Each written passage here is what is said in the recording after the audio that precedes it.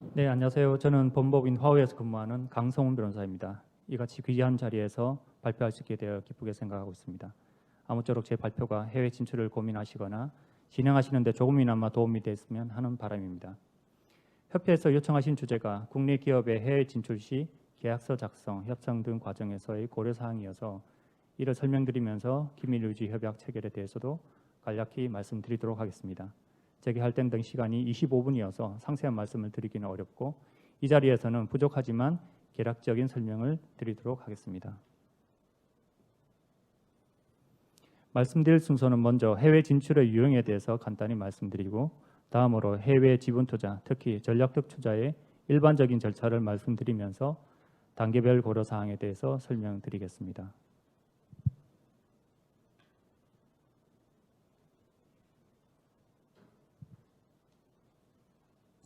통상 해외 진출이라고 하면 해외 의약품의 해외 수출, 라이센스 아웃, 해외 지사 또는 현지 법인의 설립 및 M&A를 포함한 해외 현지 지분의 지분 취득을 포괄하는 것으로 이해가 됩니다. 의약품의 해외 수출과 관련해서는 해외 파트너사 선정, 서플라이 어그리먼트 등의 체결, 품목 허가 등이 문제되는 것으로 알고 있습니다. 라이센스 아웃 관련해서는 라이센스하는 기술과 제품을 어떻게 특정할 것인지, 대상 지역을 어떻게 한정할 것인지, 라이센스 피를 어떻게 지급할 것인지, 즉 라이센스 피를 원타임 라이센스 피, 마일스톤 페이먼트, 로열티로 나눠 받을 것인지, 이 경우 마일스톤을 어떻게 정할 것이며 각 마일스톤에서 어느 정도의 금액을 지급할 것인지, 라이센스를 활용해서 개발된 기술을 누가 소유할 것인지 등을 정하는 것이 중요한 문제입니다. 그리고 해외 법인 또는 지사를 설립을 통해 해외 진출하는 경우에 관련돼서는 국내 기업이 단독으로 해외 지사 또는 법인을 설립하는 방식과 다른 파트너와 합작 법인을 설립하거나 기설립된 회사의 지분을 취득하는 방식이 있을 수 있습니다. 이 중 단독 설립 방식은 지사 또는 자회사에 대한 통제가 용이하고 합작 파트너 또는 기존 주주들, 임직원들과의 통합을 위한 노력과 비용이 들지 않는 장점이 있는 반면에 낯선 규제, 사업 환경에서 오는 여러 부담을 모두 져야 하고 이에 따라 시행착오를 겪을 수밖에 없다는 단점이 있습니다. 그에 비해서 현지 법인을 인수하는 방식은 통합에 따른 비용이 발생하고 합작 형태의 M&A 경우에는 서로 맞춰가야 하는 회사를 운영함에 있어서의 부담이 있지만 신규 시장에 신속히 진입할 수 있는 장점이 있습니다. 의약품의 해외 수출, 라이센스 아웃 방식의 해외 진출에 대해서는 고려할 사항이 많을 것이지만 제 전문 분야가 아니어서 다음 기회에 다른 전문가가 잘 설명해 주실 것으로 믿고 저는 해외 현지 법인 지분 취득에 의한 해외 진출에 관해 말씀드리도록 하겠습니다. 해외 지분 취득은 그 목적에 따라 전략적 투자와 재무적 투자로 통상 구분되는데 협회 회원사들이 바이오 기업들이고 시너지나 새로운 기회 창출을 위해 해외 진출을 모색하시는 것으로 보여 이하에서는 그 중에서 전략적 투자의 일반적인 절차 및 유의점에 대해 말씀드리겠습니다.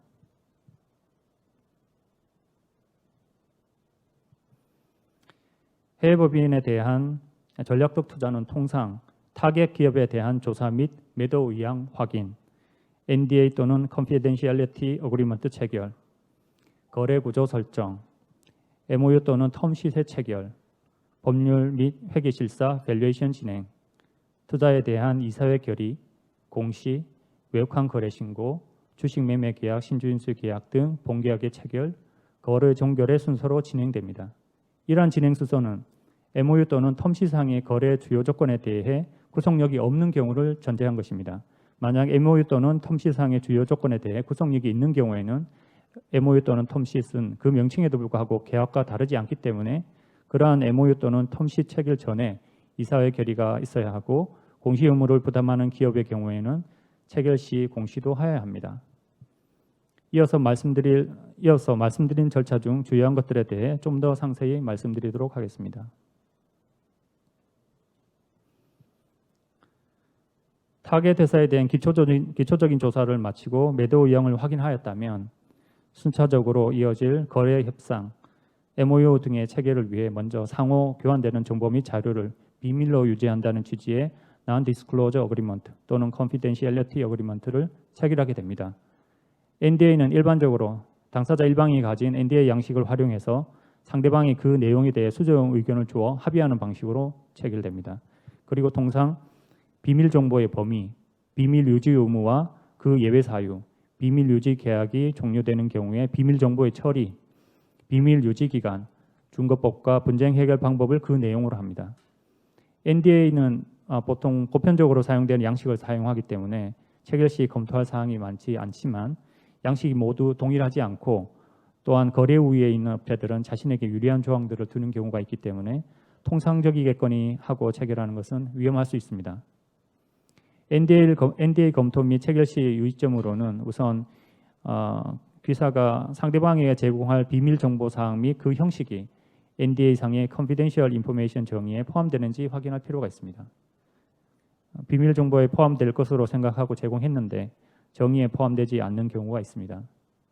그리고 NDA가 당사자 쌍방을 평등하게 취급하는지 상대방에게 일방적으로 유리하지는 않은지 살펴볼 필요가 있습니다. 그러한 사항이 있는 경우에는 수정을 요청하셔야 합니다.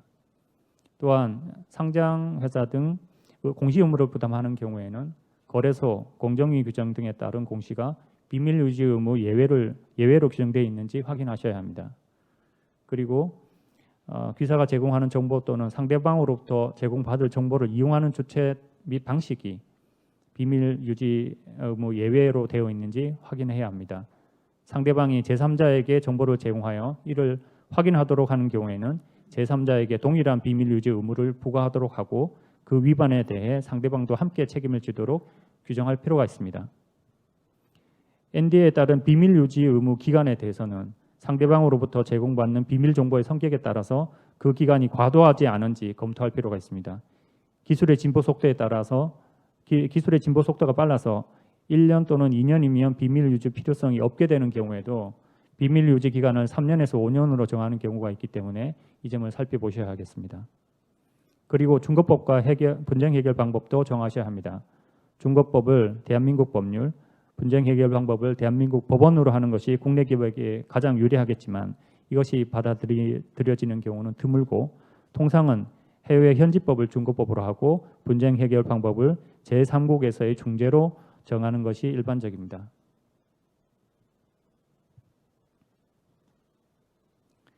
NDA를 체결하면 이제 거래 구조를 제안하고 협상하고 결정하셔야 합니다. 거래 구조 결정 이후에 이루어지는 일련의 절차들은 이러한 거래 구조를 구체화하고 실행하기 위한 것이기 때문에 전체 거래에서 거래 구조 설정이 가장 중요한 절차라고 할 수 있겠습니다. 거래 구조를 설정함에 있어서는 먼저 얼마의 금액을 어떠한 형태로 투자할 것인지를 결정해야 합니다. 얼마의 금액을 투자할 것인지는 조달 가능한 자금 규모, 타겟 회사의 예상되는 밸류에서 어느 정도의 지분을 취득할 것인지 등 경영 전략적인 측면을 고려하여 결정될 부분입니다. 투자는 일반적으로 주식 또는 컨버터블 노트 형태로 이루어집니다. 주식 투자는 출자에 이어서 상환 청구권이 없지만 컨버터블 노트는 대여이므로 상환 청구권이 있습니다. 또한 주식은 의결권이 있지만 컨버터블 노트는 의결권이 없습니다.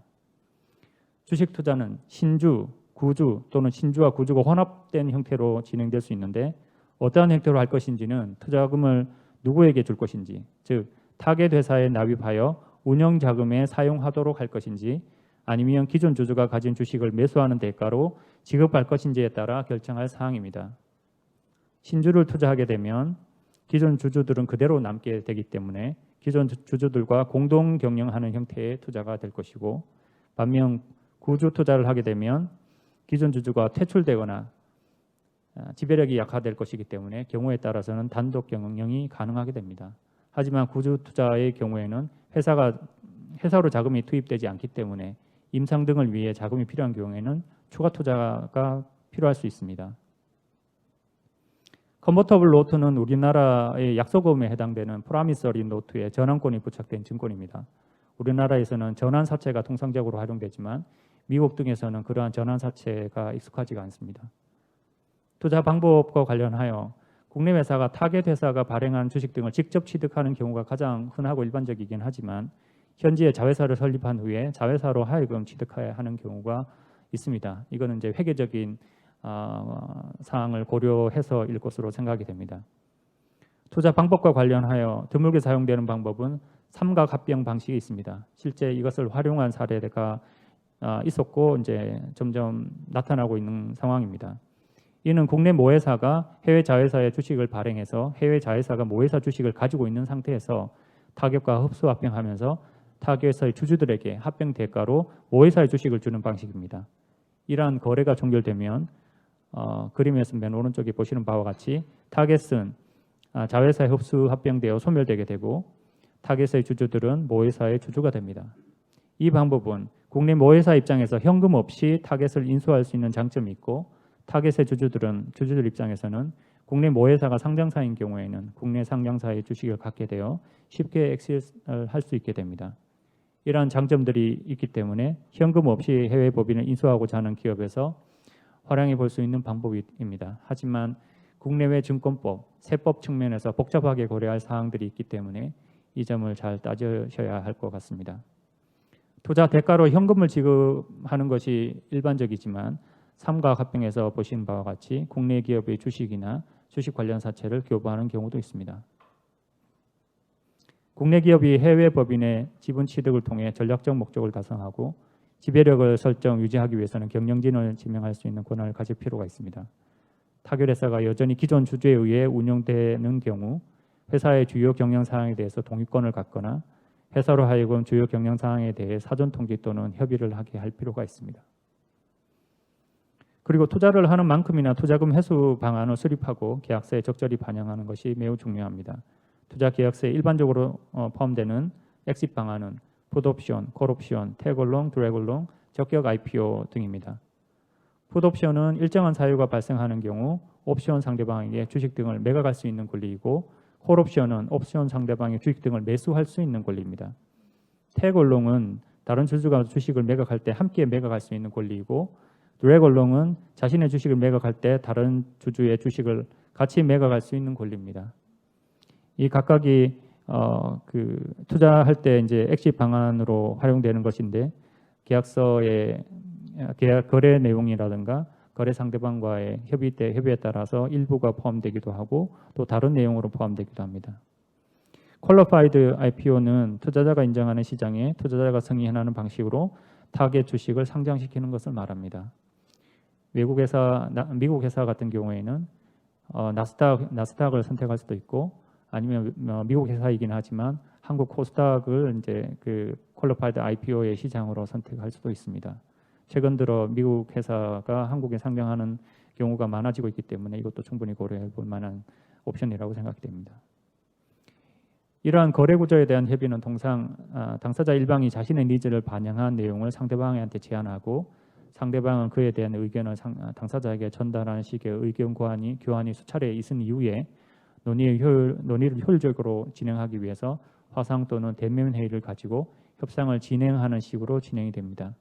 이때 커머셜한 조건을 협상하기 위해서는 굳이 로펌이 필요하진 않지만 투자 수단, 방법 등 법률적인 내용이 포함된 이슈를 협의할 때는 로펌이 함께 참여하여 조력하게 할 필요가 있습니다. 이러한 협상 과정에서 협상 장소는 제 경험에 비추어서는 크게 중요하지 않은 것 같습니다. 어느 장소에서 진행하느냐보다는 누가 협상에 참여하고 주도하는지가 더 중요한 문제라고 생각됩니다. 협상 장소는 통상 타겟 소재지에서 하는 것이 일반적인 것으로 이해됩니다. 거래 구조에 대한 협의를 마치면 이제 문서화하여 당사자들의 의사와 입장을 명확하게 하는 것이 필요합니다. 이때 작성되는 문서가 MOU 또는 텀시트입니다. MOU에서는 우선 그간 논의된 거래 주요 조건을 정하게 됩니다. 그리고 독점적 협상 기간과 그 기간 내에 진행할 법률 실사, 회계 실사, 밸류에이션 절차에 대해 규정을 합니다. MOU의 내용 중 독점적 협상 기간 및 실사 관련 규정은 구속적 효력을 인정하는 것이 일반적입니다. 반면 주요 거래 조건에 대해서는 구속적 효력을 규정하는 경우도 있지만 구속적 효력을 인정하지 않는 경우가 더 많다고 할 수 있습니다. 앞서 말씀드린 바와 같이 거래 주요 조건에 대해 구속적 효력이 있는 경우에는 문서의 명칭에도 불구하고 거래에 대한 확정적인 계약이 체결된 것으로 인정되므로 그 전에 이사회 결의가 요구되며 공시 의무가 있는 기업의 경우에는 공시 규정 등에 따른 공시 의무를 부담할 수 있습니다. MOU에 따른 분쟁 해결을 위해서 중거법과 분쟁 해결 방법을 규정해야 합니다. 특히 거래 주요 조건에 대해 구속적 효력을 인정하는 경우에는 거래 내용을 큰 틀에서만 정하고 세부 사항까지는 합의하지 않은 상태이므로 규정의 해석과 관련하여 분쟁이 발생할 소지가 큽니다. 이 경우 중거법과 분쟁 해결 방법을 어떻게 정하느냐가 중요한 의미를 가집니다. 이와 관련하여 NDA에서 말씀드린 바와 같이 타겟의 현지법을 중거법으로 분쟁 해결 방법을 제3국의 중재로 정하는 것이 일반적입니다. 동남아시아에 진출을 하는 경우에는 통상 중재지로 홍콩과 싱가포르를 생각을 합니다. 근데 진출하는 국가의 경우가 이제 중국의 영향을 많이 받는 곳이라고 하면 홍콩보다는 싱가포르를 선택하는 경우가 많습니다. 그리고 미국에 진출하는 경우에는 제3국 즉 뭐 홍콩이나 싱가포르 같은 곳을 중재지로 정하는 경우는 많지 않고 거래 우위에 문제가 있긴 하겠지만 통상으로는 미국에서 중재지를 정하는 경우가 대부분입니다.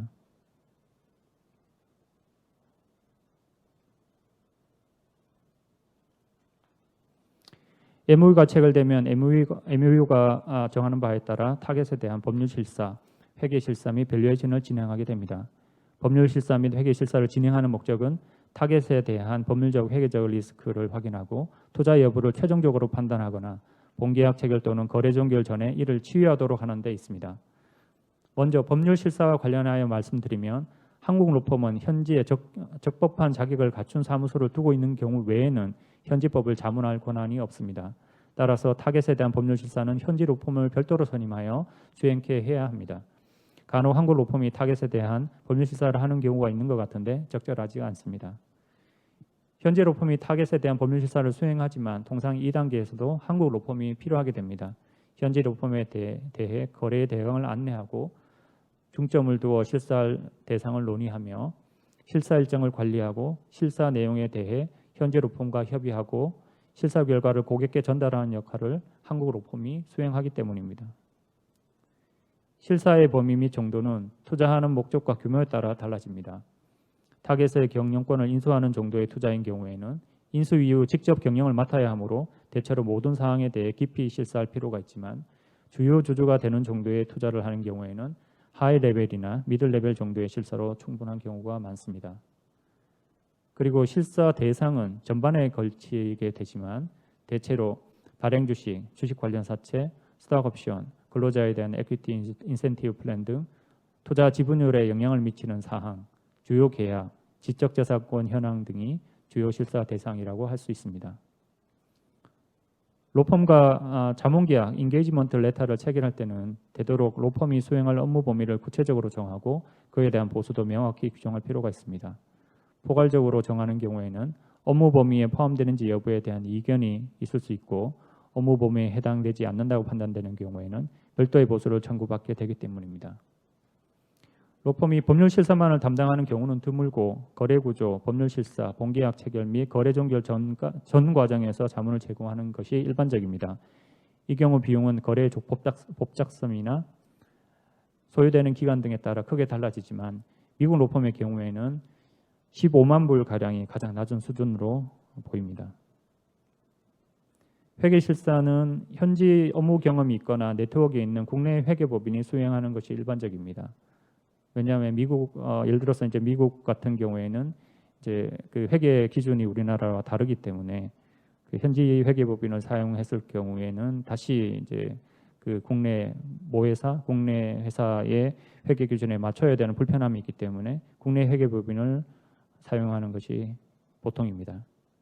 밸류에이션은 거래가격 결정, 주요사항 보고서 제출이 요구되는 법인의 경우에는 위 보고서를 첨부해야 하는 주요사항 보고서에 첨부해야 하는 평가 보고서 작성, 외감 대상 기업인 경우에는 외부 감사인 감사 대응 목적에서 밸류에이션을 수행하게 됩니다. 종래 바이오 기업의 가치 평가와 관련돼서 여러 이슈가 있었기 때문에 국내 빅4 회계법인에서는 특히 해외 바이오 기업에 대한 가치 평가 업무를 수행하지 않는 걸로 알고 있습니다. 이에 빅4를 제외한 중견급의 회계법인을 선임할 수밖에 없는데 이들의 경우에는 해외 기업 가치 평가 경험이 적거나 언어 측면에서 소통이 원활하지 않은 경우가 있습니다. 이 점을 고려하셔가지고 회계법인을 선정하셔야 될 것으로 생각이 됩니다. 그리고 외감 대상 기업인 국내 기업의 경우에는 향후 외부 감사인이 투자 가치를 부인할 우려가 있기 때문에 이에 대비해서 복수의 평가기관을 선임하는 예도 있다는 점을 참고하시기 바랍니다.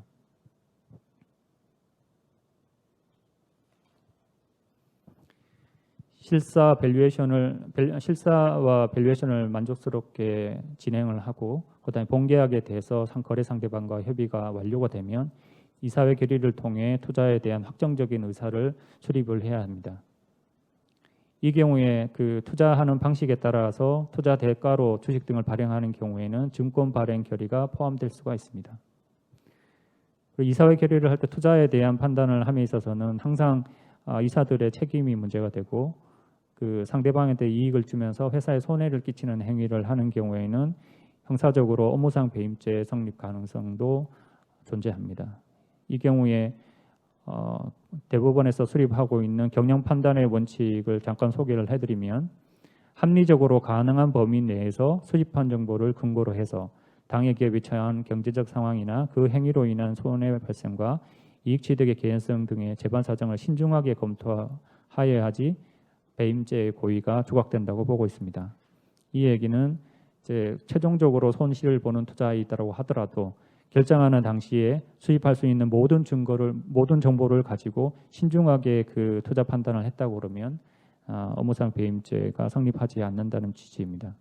이사회 결의를 하시고 그다음에 준비하시는 데 있어서 참고할 만한 내용이라고 생각됩니다. 이사회 결의를 마치면 공시 의무를 부담하는 기업에서는 공시를 수행을 해야 합니다. 공시는 크게 주요사항 보고서와 타법인 출자 공시 정도가 있을 것으로 생각되는데 주요사항 보고서를 제출해야 될 의무자는 사업보고서 제출 대상 법인입니다. 사업보고서 제출 대상 법인은 상장사가 물론 포함되지만 상장돼 있지 않더라도 비상장인 경우에도 모집 매출의 실적이 있는 법인이거나 아니면 외감 법인으로서 주주수가 500인 이상인 경우에는 주요사항 보고서를 제출해야 됩니다. 물론 주요사항 보고서뿐만 아니라 사업보고서 등등의 정기보고서도 제출을 해야 합니다. 이 경우에는 구주를 인수하는 경우에만 주요사항 보고서 제출 대상이고 신주 인수의 경우에는 해당되지 않습니다. 왜냐하면 주요사항 보고서 제출 의무가 중요한 자산을 연수를 할 때 인정되는데 신주의 경우에는 중요한 자산에 기존재하는 자산에 해당되지 않기 때문입니다. 기준은 연결 재무제표 자산 총액의 10% 이상인 자산을 취득할 경우입니다. 그리고 이렇게 주요사항 보고서를 제출할 때는 그 취득하는 자산에 대한 주식에 대한 외부 평가기관의 평가 의견서를 첨부해야 합니다. 그리고 상장법인, 주권상장법인의 경우에는 거래소 공시로서 타법인 출자 공시를 해야 합니다.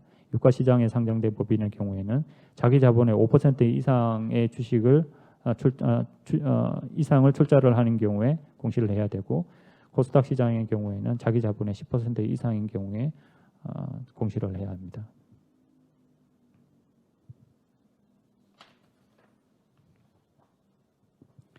본계약을 체결하기 이전에 외국환 거래 신고도 해야 합니다. 외국환 거래 신고는 주식을 10% 이상 취득을 하는 경우에는 외국환 거래법상의 해외 직접 투자에 해당되기 때문에 해외 직접 투자 신고를 해야 합니다. 그리고 10% 미만인 경우에는 해외 직접 투자가 아니고 증권 취득에 해당되기 때문에 이건 한국은행에 증권 취득 신고를 해야 합니다. 그리고 기타 증권을 취득하는 경우에도 비거주자가 발행하는 증권이기 때문에 이 역시 한국은행에 증권 취득 신고를 해야 합니다. 주식 10% 이상 취득하는 경우에 이제 해외 직접 투자 신고를 해야 한다고 말씀드렸는데 그 신고 이후에 정액 투자를 하는 경우에도 새로이 신규 해외 직접 투자 신고를 할 필요가 있습니다. 그리고 직접 투자를 하는 경우가 아니라도 자회사나 손자회사가 설립 또는 투자 금액을 변경하는 경우에는 변경 보고를 해야 하고 그다음에 해외 직접 투자를 신고한 신고자는 회계 기간 종료 후 5월 이내에 연간 사업 실적 보고서를 제출해야 합니다. 외국환 신고까지 마치면 이제 본계약을 체결하게 됩니다. 본계약의 종류는 Share Purchase Agreement, Share Subscription Agreement, Convertible Note, Investor Rights Agreement, Voting Agreement 정도가 통상적입니다.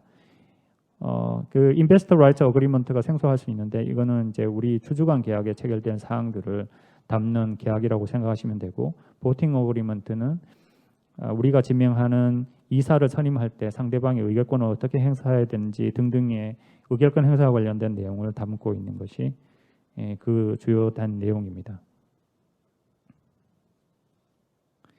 이렇게 해서 그 제가 준비한 자료는 거의 이제 말씀을 드린 것 같습니다.